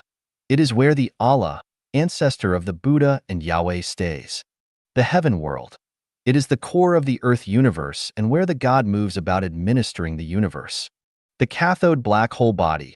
It is the planet with the highest energy in the universe and where the gods violating the heaven laws are imprisoned. The Anode Black Hole Body. It is the womb of the females or women. The Dream World. It is the negative space entered by the spiritual nature of the life in the subconsciousness. It is the vast space without the existence of time-space. The space reflects the history and current situation of the dreamers. In fact, it mainly reflects the future of the dreamer in metaphors instead of directly. Sometimes the reflection is reverse. All life will have dreams, not only the humans, but also the animals, plants, and celestial beings. The Insect World, the world of the insects. The Bacteria World, the world of bacteria. The Landscape and Climate World, the space where the mountains, stones, rivers, and weathers operate. The Zero World, Heaven World, Elysium World, Cathode Black Hole Body, Thousand-Year World, and 10,000-Year are the senior spaces of life. The Livestock World, Animal World, Plant World, Hell World, Inflamed Layer and Frozen Layer are the junior spaces of life. The Holographic Order World, Anode Black Hole Body, Dream World, Insect World, Bacteria World, and the Landscape and Climate World are the intermediate world. Spiritual sense is more secure than rational analysis. Xiefeng, December 26, 2020. Translated by Qin Yu and edited by Kair. People have 6 senses: sight, hearing, taste, smell, touch, and spirituality. Their perception and cognition of the material world depend on their 5 physical senses, while those of the non-material world depend on their final one, their spirituality. For example, the past and the future, heaven and hell, the physiological field and inner activities of others, and future good or bad luck cannot be recognized and perceived by their physical senses, but only by their spiritual perception and recognition. Perception and cognition of the future can be based on rational analysis, but that is extremely unreliable because it depends on pre-existing knowledge. While knowledge comes from the summary of practical experiences in life, the teachings of predecessors, and from books by way of the physical senses, these things have their limitations. Past experiences can never solve the difficulties and predicaments faced in the present and future. Furthermore, historical experiences are mostly distorted records, many of which might even have been fabricated based on limited clues, such as the abdications of Yao, Shun, and Yu, that people have always admired in Chinese history. Perhaps it was not at all as it was recorded in Sima Qian's historical records. It is useless to use unreliable knowledge and experiences to analyze and speculate on future scenarios, and the conclusions drawn by logical inferences from questionable things must also be considered unreliable. For example, if we want to know the value of a book before we read it, it is unreliable to rely on other people's introductions and recommendations. The most reliable way is to roll up the book and then touch the center of it with the palm of your hand to feel it. If what you feel in the palm of your hand is a blast of warmth, then this book will definitely be of value to you. But if you feel a current of cold air, then it will not be. Not only is it worthless, but it might also be harmful. Spiritual perception is like testing the value of something with the palm of your hand against a closed book. This method is simple and effective because the palm of your hand will not deceive you, whereas other people's introductions and recommendations can and may. The same is true when dealing with people. For example, if someone wants to add you to their social media contacts, then his or her first sentence, their small picture or video, or an article sent by them will tell you everything that you need to know. This depends on your spiritual sense. If you feel comfortable and refreshed, then you should approve this person. But if you feel uncomfortable and unpleasant, or dark and dim, then they should probably be denied. When dealing with people, it is best to capture their first telepathy. If you feel good, then you should associate with them. But if you feel bad, then please stop immediately. Once you have dealt with people for a long time, you will develop rational analyses and cognitive judgments. At that time, cut, it won't sever. Sort, it become messier. It is your troubling woe and an unspeakable taste fills your heart. Whether it is for a person, a theory, a religion, a political party, or a country, it is more effective to use spiritual perception and understanding. For the future, spiritual perception is more accurate. From this point of view, it is better to read fewer bad books and hear fewer bad words. The more messy knowledge and information that you know, the more spiritually insensitive you will be. 万年借一瞥, a glance at the 10,000-year world. Xiefeng, February 7, 2008, Chinese New Year's Eve. Translation edited by Qinyo. The misty waves extending into the distance, the blue waves stretching boundlessly, the clouds displaying 10,000s postures, and the thousands of sandy islets flush with color. These are the abundant scenes of the vast Zongting Sea, dreamlike and illusory with its silver sandy beach clean and wide, winding and stretching. The Maoyun Mountains tower against the sea, with overlapping peaks and endless stretches.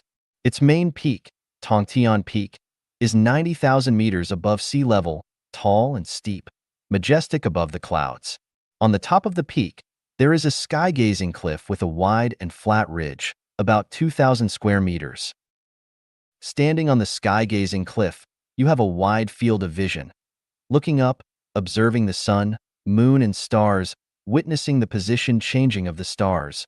Looking down, you can see the sea of clouds and surging billows, the beautiful mountains and rivers. Looking far into the distance, the haze is gorgeous, magnificent, and boundless, and you feel soothed and relaxed. Looking closely, the mountains are verdant with layers of emerald green. The silver waterfalls are flying and gurgling and make people feel refreshing. The sky-gazing cliff is the most famous scenic spot in the 10,000-year world. Celestials with profound cultivation bases often fly here to absorb the essence of heaven and earth. They cultivate their sentiments, discuss sutra and Tao, and learn from others' strong points. Of the 100 million celestials in the 10,000-year world, only 8,000 of them can reach this place. The rest all cannot. Why? Because to get here you must rely on flying, and climbing is impossible because there are no branches to climb and no roads to go. Celestials who arrive in the 10,000-year world for the first time do not have the ability to fly and must walk on the ground. Only after about 10,000 years of self-improvement can they fly 3 feet above the ground, and only after 20,000 years of self-cultivation can they fly above the lofty mountains and high ranges. To fly at an altitude of 80,000 meters requires 30,000 years of self-cultivation. Zigui, Danjing, Biyao, Xiaoxia, Hanliang, Sangqing, Yishi, and Qintong are the 8 celestials who reside in Foaming Ridge of the Hualing Mountains. The ridge is 30,000 kilometers away from Tongtian Peak. Today, all 8 celestials have cultivated their ability to fly up to 80,000 meters high. They exchanged smiles and then they soared into the sky, gradually rising to 10,000 meters in the air. They then flew along the Hualing Mountains. The mountains slid away behind them, and the winding rivers disappeared one by one. Layers and lumps of clouds and mists receded one after another. The feeling of flying is so wonderful and comfortable. Breaking through the 3-dimensional time and space and entering the 4-dimensional time and space feels like breaking free from a cage and being free and graceful.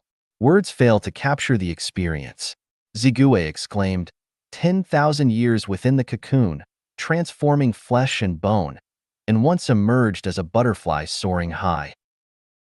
Without the connection with the divine, akin to double wings, how could we ride the rainbow today? Biyao echoed. After countless body training sessions, my spirit becomes awakened.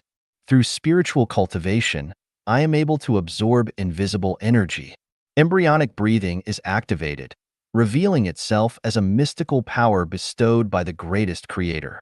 Han Liang also felt an urge and said, for 30,000 years of building the foundation, refining the essence, transforming qi and the spirit, perfecting the structure to be in one with the Tao, begin realizing how profound Tao is. After flying for about 10,000 kilometers, the Hualing Mountains finally vanished behind them, and an endless vast grassland lay ahead. This is the most famous Marj Sangqing grassland in the 10,000-year world. Here, horses gallop, herds of deer relax, antelopes frisk, bison gallop, zebras play, camels lie idly, goshawks circle vigorously, gulls spread their wings freely, cranes and storks pose grandly, skylarks sing and dance, trumpet vines bloom all over the field, and meadow lilies, the landscape like stars.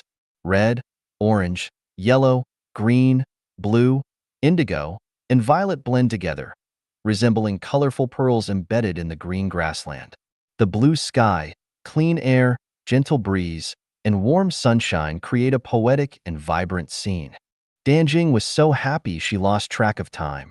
She let go of her voice and sang, "Beautiful Marge Sangchin, you are the garden of life.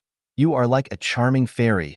Make me look forward to for so long, wandering on your vast chest, bathed in the flowery scenery of love. I want to throw myself into your arms and suck the fragrance of your tenderness to my heart's content." Listening to the song of Danjing, everyone couldn't help but land on the grassland. The four female celestials Zigue, Biyao, Xiaoxia, and Ishi danced a rainbow dance on the green grass. The four female celestials are all about 1.76 meters tall, neither fat nor thin, with faces like peach blossoms, eyebrows like crescent moons, bright eyes and white teeth, cherry red lips, black hair like flowing clouds, heart-shaped chins, ruddy skin, long arms and legs, high breasts, waists like weeping willows, plump buttocks, and beautiful and curvy figures. While glancing, their eyes convey emotions and captivate the soul. While dancing, they are exceedingly charming and enchanting. Their supple bodies are like tender willow branches in spring. Their tenderness flows like waterfalls. They are over 30,000 years old but look like young girls in love. With profound Taoist cultivation, they behave like young maidens. Like buds just blooming, like flames burning, every movement is akin to goddesses scattering flowers, and their waist twists resemble dragons flying and phoenixes dancing. As the celestials of the 10,000-year world are all naked, their dance postures are particularly captivating, leaving endless afterthoughts, and every posture emits energy, presenting the delightful serenity of seclusion. The four male celestials, Danjing, Hanliang, Sangqing, and Qiantong, gradually enter the wonderland while admiring the dance, kneeling on the ground and shedding tears of gratitude, as if riding the clouds and fog to the palace of bliss, or like a quiet and cold pool, motionless, with strands of energy swirling in their bodies. Waves of joy overwhelm every cell, beyond words. "Come and chase me. Come and catch me." A clear and melodious shout and the subsequent laughter resounded on the grassland from far to near. Zigue and others stopped dancing and shaded their eyes with their hands and saw 6 beams of white light on the horizon in the distance, approaching like lightning. Han Liang opened his throat and made a trumpet shape with his hands and shouted, "Hey, please come here." Suddenly 6 beams of white light flew to them. It turned out to be 2 female celestials and 4 male celestials. The leading one was a female celestial named Saiying, followed by Dama, Sola, Jefan, Naji, and Sijia. When seeing the 8 celestials such as Zigue and others, Saiying was overjoyed. She circled around the 8 celestials like a whirlwind, giggling and asking, "Who are you? How did you come to this Marge Sangqing grassland?" Zigue took the lead in responding, "We come from Foaming Ridge of Hualing Mountain and are heading to Tongtian Peak of Mayan Mountain. When we passed by here and saw the picturesque scenery, we couldn't help but stop and be captivated. Brothers and sisters, what are you all doing here?" Upon learning that the 8 celestials were heading to Tongtian Peak, Saiying and the others realized that they had already attained the highest level of oneness with Tao achievable by a celestial in the 10,000-year world. A good karma was hard to find. Naji replied promptly, "We are 6 celestials from the Taiji Palace in Shaoxiang Ridge, Tiandan Mountain, which is 200 miles away from here at the end of the grassland. Today we came out to practice flying on the grasslands. Currently, we can only fly 8 feet above the ground. We are fortunate to meet esteemed celestials like you today. We hope you will stay at the Taiji Palace for a few days and impart your celestial teachings to us." As soon as Saiying finished speaking, she grabbed Zigue's hand and exclaimed, "You must come with us. You must."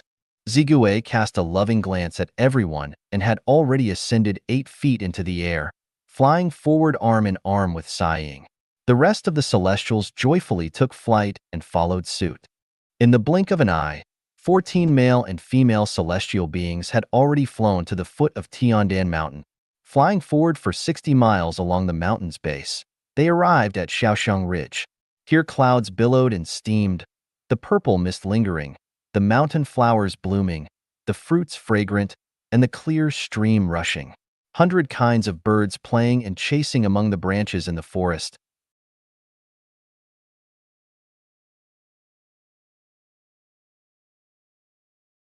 Build great faith cultural building of the second home.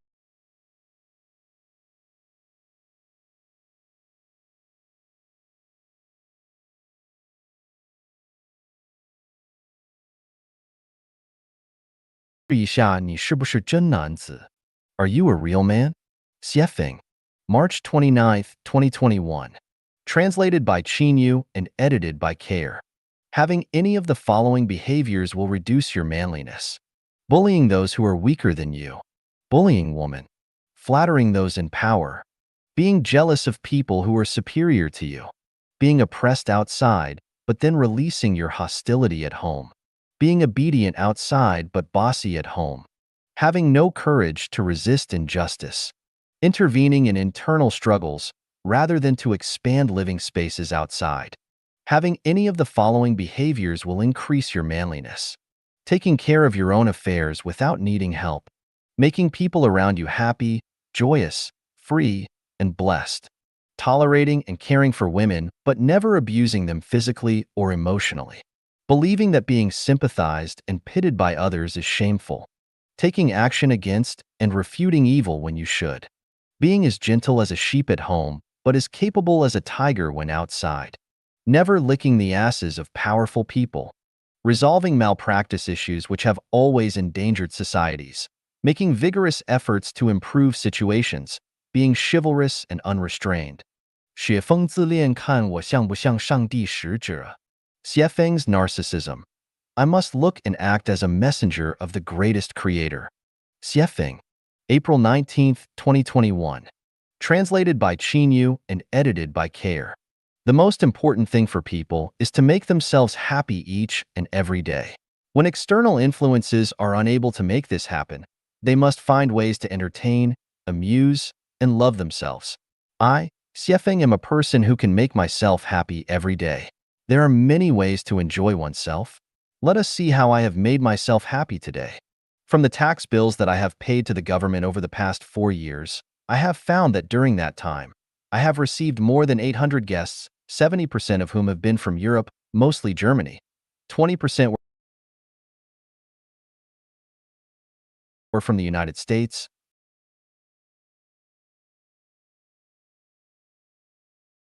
Canada, and Australia. 6% were from Japan, South Korea, and Hong Kong, and 4% were from various other countries. I checked on the booking website where 98% of the guests had given me full marks in their messages, rarely to other aspects of the hotel, but full marks to my personal service. Oh my God! I have satisfied 98% of my 800 guests, 90% of whom are strict and earnest white Westerners. My goodness! Am I really that special? At least I am an excellent server and waiter. Of course, there was one guest who only gave me 5 points, and my full score was only 10. So how did I fail him?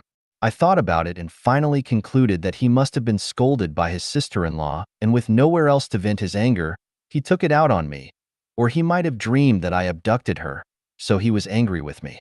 The above data is reliable because the booking website is external and is controlled by a Dutch agency, so there is no chance for me to do anything tricky, nor can I hire a shill to give me a high score because everyone who rates it must have booked a room through the website, has stayed in my hotel, and has paid a commission to the booking website. It is impossible to find anyone to rate and comment on the booking website at will. Yeah. The facts prove that I am a talent and I should be proud and happy. Do you all know how I let strangers pay me while complimenting me? For example, a young couple stayed in my hotel for one night and paid a room rate equivalent to more than 156 Canadian dollars and left a tip equivalent to 20 Canadian dollars.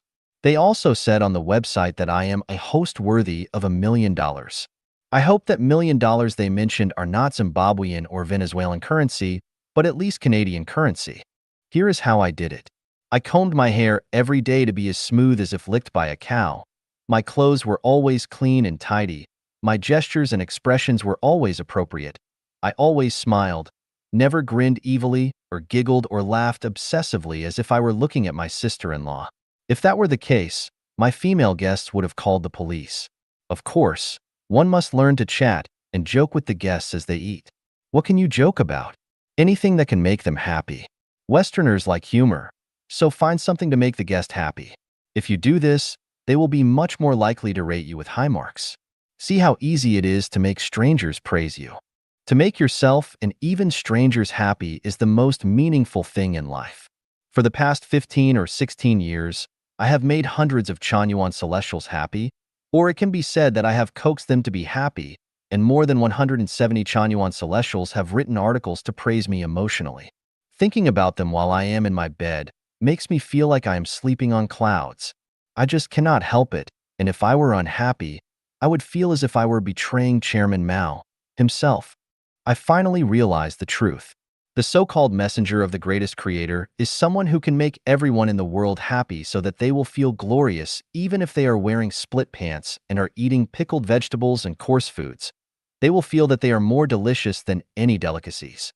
I have coaxed thousands of people to be happy, and when everyone in the world is happy, if I do not say so myself, everyone will say, "This Yefeng guy must truly be a messenger of the greatest creator."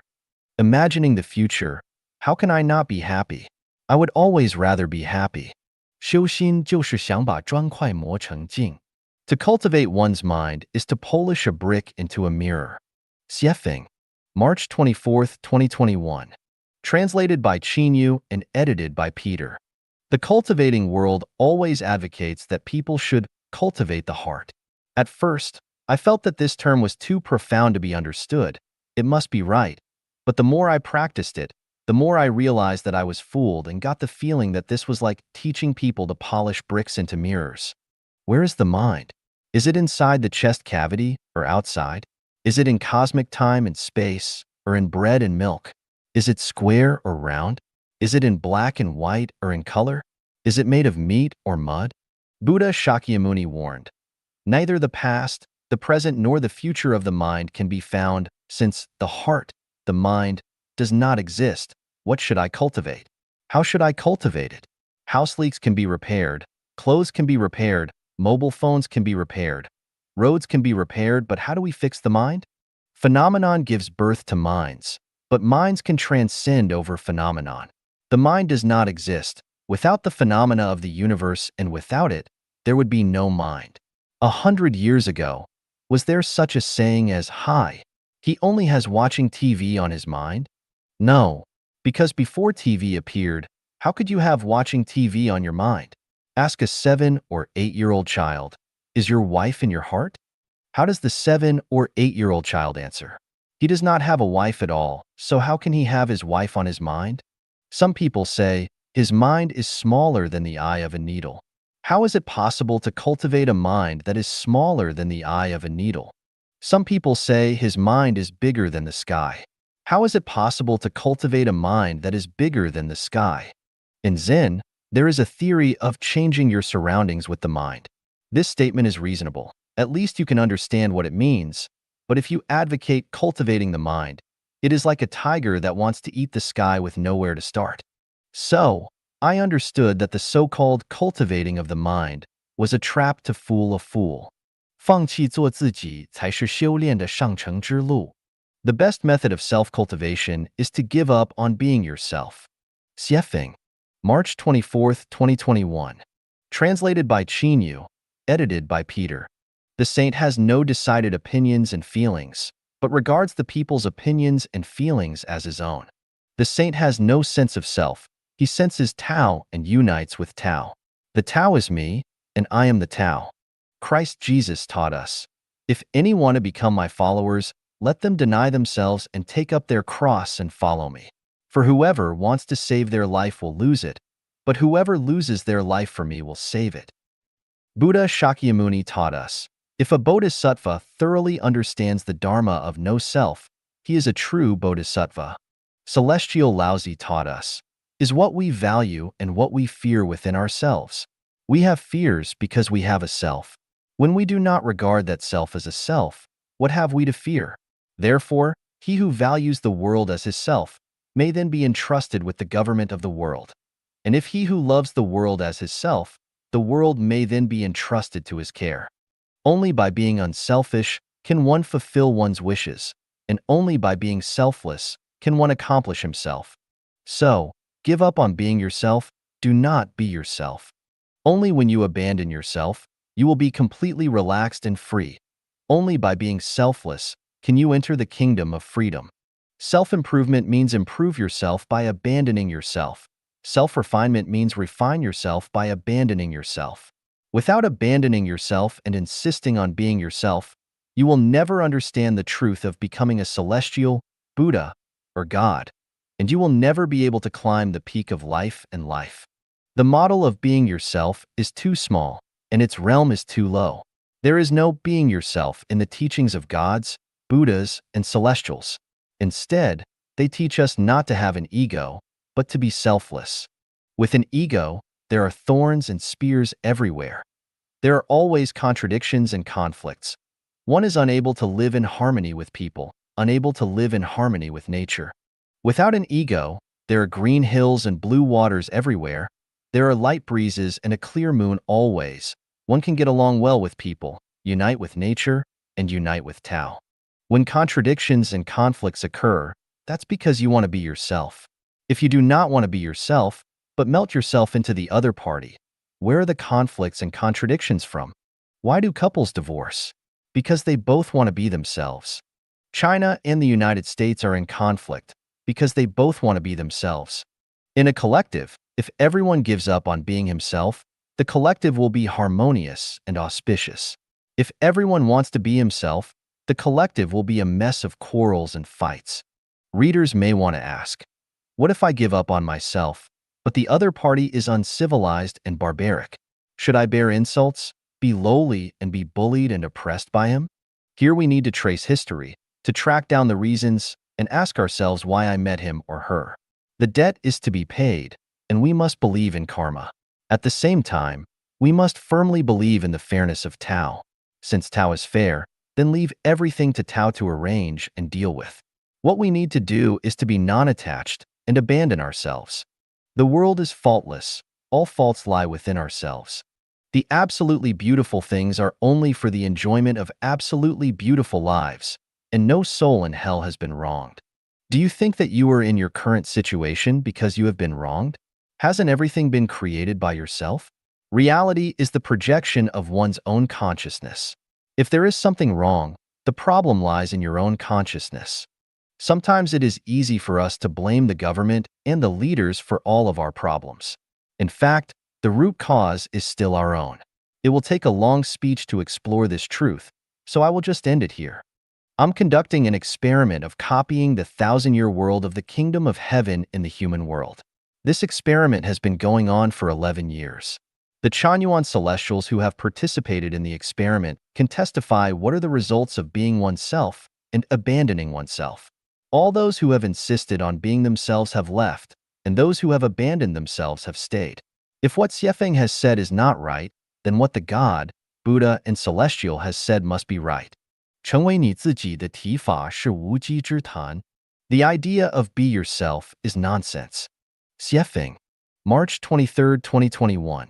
Translated by Qinyu, edited by Peter. There are a lot of expressions of be yourself on the internet and in WeChat groups, which means not to compare yourself with others, not to listen to others' opinions about yourself, and not to imitate others, but to live as who you are and live your life yourself. The thought is good, and the purpose is right, but it's an unattainable aspiration. First, you is difficult to determine. This is an ambiguous concept that can neither be quantified nor clearly defined. Who am I? Where did I come from? Where will I go? Without solving these three problems, how can I find myself? From the perspective of reincarnation, some people may be reincarnated from pigs. Being yourself and be yourself means continuing to live as a pig. Some people may be reincarnated from rats, and being yourself means to be a rat. So, where are you from? Being yourself means go back to where you came from. People are the products of society, and social changes will lead to changes in people. For example, with communication, people used to send letters delivered by people or delivered on horseback. Later, it was conducted by the post office and then by telephone. Today, communication depends on the internet, WeChat, and video channels. I wonder what kind of communication does become yourself use? Can you not change with the changes in society? How can you be yourself? People are malleable and flexible. No one knows what kind of person he will become in his lifetime. Ask the prisoners in a prison if they had planned to be prisoners before they were imprisoned. Ask Hitler if he had made the choice to become the culprit of World War II. Are they trying to be themselves? Or haven't they become themselves? Being yourself has a terrible consequence, that is, to isolate oneself from society, to live in the state of beauty that you have imagined, entertaining yourself without knowing that danger is approaching you, to feel that you have become a Buddha or a celestial, indulging in self-intoxication and self-delusion, but the actual situation is that you have been abandoned by society. The reality is, I cannot become myself. I must abide by the laws that control society. I must abide by the current social operating rules. I can't lose my temper and kill people if I wish to. I must compromise when I should, retreat when it's time to retreat. I cannot just go my own way. I cannot help but consider the feelings of people around me. If people around me hate me, and I still stubbornly choose to be myself, then am I a granite-headed walking dead? Other things that cannot be quantified and clearly defined are conscience, mind, self-nature, love, and so on. These are deceptive concepts, such as conscience. Who can quantify and define conscience? Who knows whether someone's conscience is red or black? The best way is not to talk about good or bad conscience, but deal with each other in accordance with the contractual relationship. For example, with self-nature. What is self-nature? In the so-called perfect self-nature, all things are the manifestation of our nature. These all cannot be quantified and clearly defined. How do we perfect our nature? Can our nature produce 10,000 kinds of dharma or not? If yes, please show it to everyone. Another example is love. Originally, love is just a state of life. Once love is spoken from the mouth, it is no longer love. When you say, I love you, how do you love? Is it that you will give me $10 million or a bouquet of roses? Or will you wash my feet? Or cook me a potato to eat? Words that sound beautiful may just be deceptive tricks.